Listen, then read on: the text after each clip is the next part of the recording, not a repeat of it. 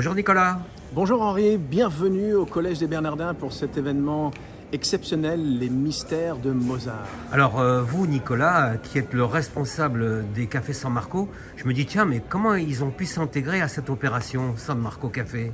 Alors une rencontre exceptionnelle avec Michel Elie, Oui. qui est à l'origine de cet événement fantastique. Oui. Et puis la marque San Marco, qui prend ses racines à Venise, donc en Italie, a toujours été, bien entendu, avec un territoire de communication très fortement orienté sur l'art. Et la musique, effectivement, est un art.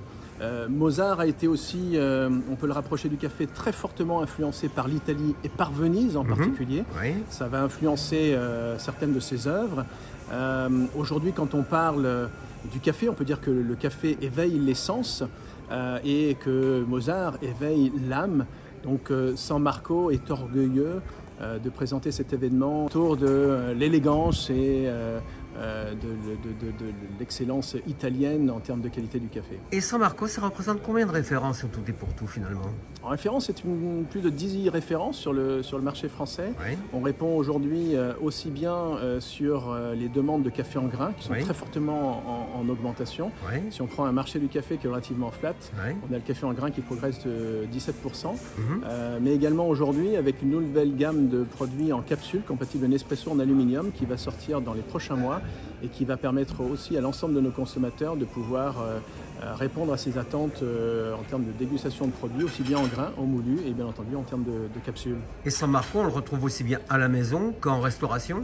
Non, San Marco, c'est un produit qu'on retrouve exclusivement dans la grande distribution, Oui. donc pour la maison, un produit premium Oui. de grande qualité qui aujourd'hui comporte plus de 4 millions d'acheteurs sur le marché français. Oui. Leader du marché des cafés premium italiens en grande distribution, Oui. avec plus de 34% de part de marché.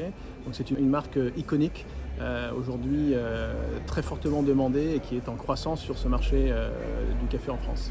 Et dites-moi, est-ce que vous savez si Mozart buvait du café lui-même? Il était amateur de café? Alors Mozart, oui, bien sûr, Mozart, il a fréquenté, je vous le disais, Venise, l'Italie, et comme Vienne ou Paris, Venise était un point d'arrivée de livraison du café qui venait notamment de l'Empire ottoman, et c'est à Venise que sont apparues les premières dégustations de café en Europe.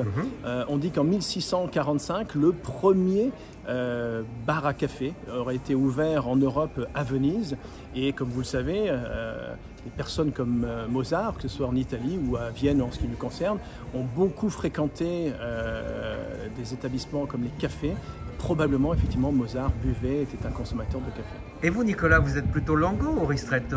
Un très ristretto, c'est mon côté italien, et je peux vous emmener, si vous le souhaitez, déguster un excellent café San Marco. Vous avez apporté une petite cargaison, on peut y aller ensemble là? On y va avec vous, avec grand plaisir. Je ne sais pas si on rencontrera Mozart, mais vous aurez un excellent café San Marco. Allez, on vous suit. Merci Nicolas. Merci à vous.